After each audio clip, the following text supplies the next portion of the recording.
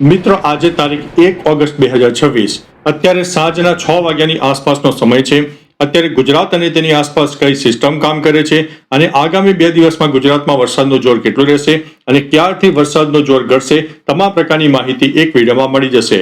મિત્રો હાલમાં ગુજરાત અને ભારતમાં ચોમાસું ખૂબ જ સક્રિય બની ચૂક્યું છે। ભારતીય હવામાન વિભાગે તો અનેક માહિતી આપી છે, જેમાં અનેક સિસ્ટમોની પણ વાત કરી છે। સક્રિય વરસાદની સિસ્ટમની વાત કરીએ તો પ્રથમ વેલ માર્ક લો પ્રેશર સિસ્ટમ દક્ષિણ પૂર્વ રાજસ્થાન અને તેને સંલગ્ન વિસ્તારો પર એક મજબૂત વેલ માર્ક લો પ્રેશર સિસ્ટમ બની ગઈ છે, જેની સાથે સાયક્લોનિક સર્ક્યુલેશન એટલે કે ચક્રવાતી પવનનું પણ જોર જોડાયેલું છે।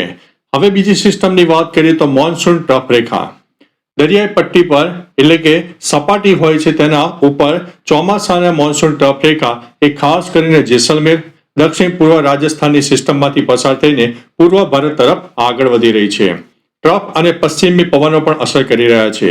બીજી તરફ મિત્રો દક્ષિણ પશ્ચિમ રાજસ્થાનથી લઈને મધ્યપ્રદેશ અને બિહાર સુધી પણ એક ટ્રફ રેખા સર્જાઈ ગઈ છે તથા અરબી સમુદ્ર પરથી આવતા સક્રિય ભેજવાળા પવનો એટલે કે પશ્ચિમી પવનો ગુજરાત ઉપરથી પસાર થઈ રહ્યા છે।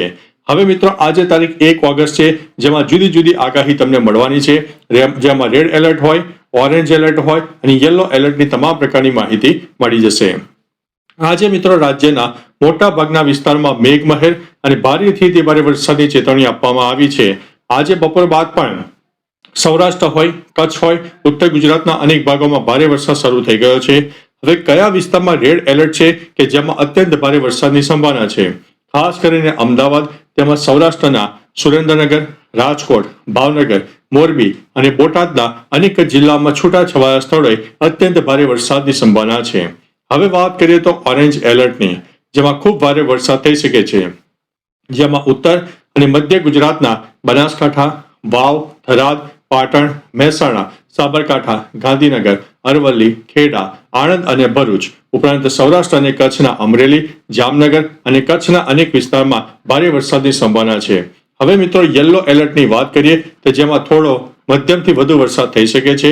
ખાસ કરીને પંચમહાલ હોય, દાહોદ, મહીસાગર, વડોદરા, છોટાઉદેપુર, નર્મદા, સુરત, તાપી, નવસારી, ડાંગ અને વલસાડમાં વરસાદની શક્યતા વધુ છે।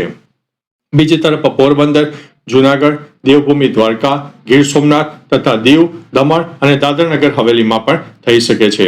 હવે મિત્રો આવતીકાલે તારીખ 2 ઓગસ્ટથી મોડી સાંજથી વરસાદનું જોર ઘટશે, પરંતુ 2 ઓગસ્ટે પણ વરસાદની આગાહી છે। એટલે કયા વિસ્તારમાં વરસાદની શક્યતા વધુ છે? ખાસ કરીને આવતીકાલે તારીખ 2 ઓગસ્ટે સિસ્ટમ પશ્ચિમ ઉત્તર પશ્ચિમ તરફ ખસીને ધીમે ધીમે નબળી પડવાનું શરૂ થઈ જશે અને વરસાદનું જોર બપોર બાદ ક્રમશઃ ઘટવા માંડશે।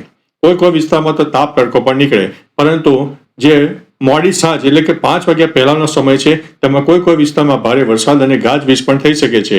ગુજરાત પ્રદેશની વાત કરીએ તો ઉત્તર, મધ્ય અને દક્ષિણ ગુજરાત તથા સૌરાષ્ટ્ર અને કચ્છના કેટલાક વિસ્તારમાં છૂટાછવાયા સ્થળે ભારે વરસાદ થવાની સંભાવના છે। મોટા ભાગના વિસ્તારોમાં ગાજવીજ, વીજળી અને 30 થી 40 કિલોમીટર પ્રતિ કલાકની ઝડપે પવન પણ ફૂંકાઈ શકે છે। હળવા મધ્યમ વરસાદી ઝાપટા પણ કોઈ વિસ્તારમાં ચાલુ રહેશે।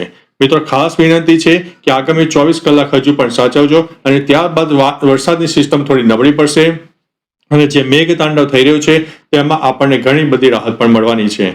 મિત્રો સાવચેતીના ભાગરૂપે ભારે વરસાદને કારણે નીચાણવાળા વિસ્તારો હોય, નદી, નાળા હોય અને જળાશયોની આસપાસના વિસ્તારો હોય તેમાં સાવધાન રાખવું અને હવામાન વિભાગની અલગ અલગ સૂચનાઓનું પણ પાલન કરવું જરૂરી છે। તો ચાલો મિત્રો ફરીથી લેટેસ્ટ ઇન્ફોર્મેશન અને વરસાદની નવી આગાહી લઈને મળતા રહીશું। ત્યાં સુધી અમને રજા આપશો।